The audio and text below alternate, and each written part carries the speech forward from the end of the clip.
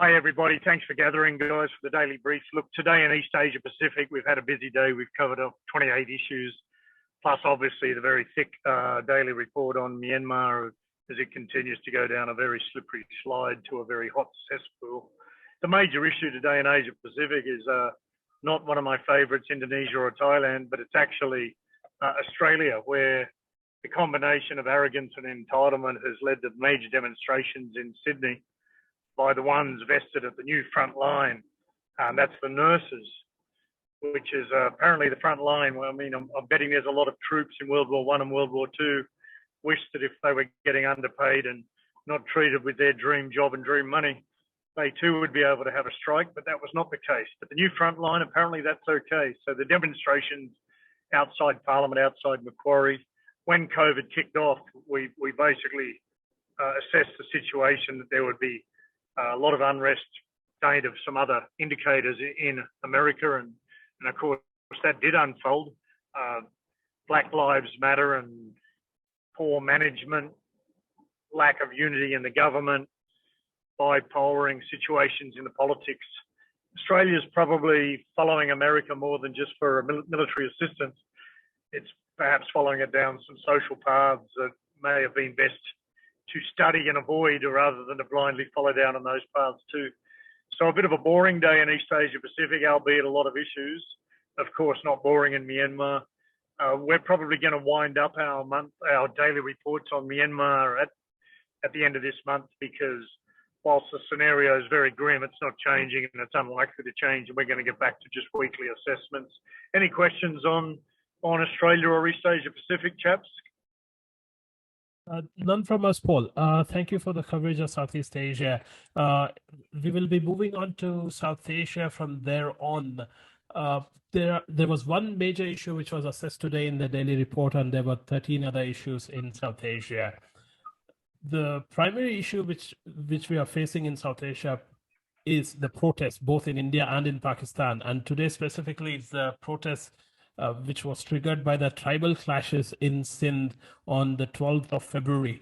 There are consistent protests in Sindh, especially blocking main arterial national highway N5. The protest started because of armed clashes between two tribal groups over a property dispute. The worst part of the scenario is that the protests were organized by two of the political parties, Sindh United Party and Sindh Tariki Party. And that's where the crux of the situation is. If it was just a tribal issue, it would die down over a period of time. Now that the political parties are involved, this has the potential to trigger nationwide protests, especially given the recent protests led by PTM, that is Pashtun Tahaffuz movement. So similar movements can actually catch on to such issues. And one other issue businesses need to understand, especially at the grassroots level, is that of proliferation. Firearm proliferation among tribal groups is quite frequent and quite obvious, given the lax laws around giving out firearm licenses. And businesses need to be aware of this particular element while designing their security around their operations at the ground level. And in India, there was a movement by the government to ban about 54 Chinese apps citing security concerns.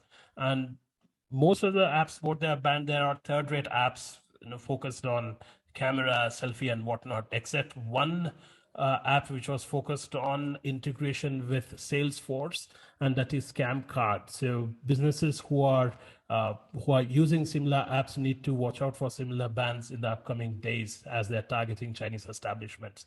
And that's it from South Asia. I will pass the baton on to Bassel to cover off on Middle Eastern issues and ask him primarily what's happening with the protests in Iraq. Protests never seem to die down in Iraq. What is behind all this? Thank you, Bhargav. So in the EMEA region, we had one assessed event today and 14 other developments.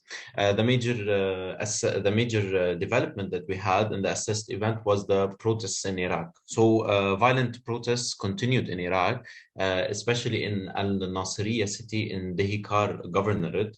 There were clashes between protesters and security forces, which led to the injuries of at least 6 members of the security forces.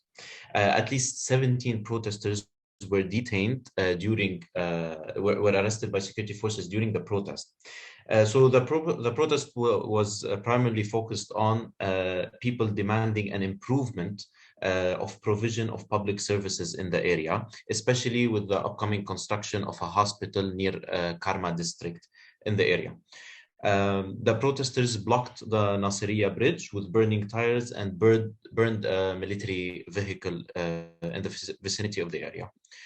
So we expect local travel disruptions due to the blockage of bridges in Al-Nasiriyah. Another major event or major development would be in Germany. 2 S-Bahn passenger trains collided in Schaftlaren in Munich yesterday. At least 1 passenger was killed and 18 others were injured. Shuttle lines were established following the disruption of the rail transportation. Investigations are being conducted by security forces to know the main reason of the train collision in Germany. Over to you, Sitati. Well, thank you, Bassel. In the case of Africa, we covered 4 developments today. And out of these developments, yesterday's clashes between 2 groups of protesting parents at the Hua School, Jan Vilo in Randfontein city in Gauteng Province in South Africa stood out. And parents of black learners accused white learners and teachers at the institution of racial discrimination. And their aggrieved parents later protested along the main road before they were confronted by parents of the white learners. And this resulted in clashes. And from these, several roads around the school were barricaded with burning tires, and this resulted in disruptions in transportation and business activities. Later on, police officers used water cannons and stun grenades to disperse the demonstrators.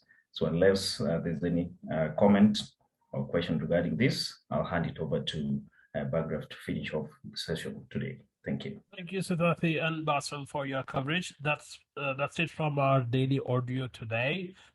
Thank you very much for joining us. Please reach out to us if you need more information about our specialized services or our membership services.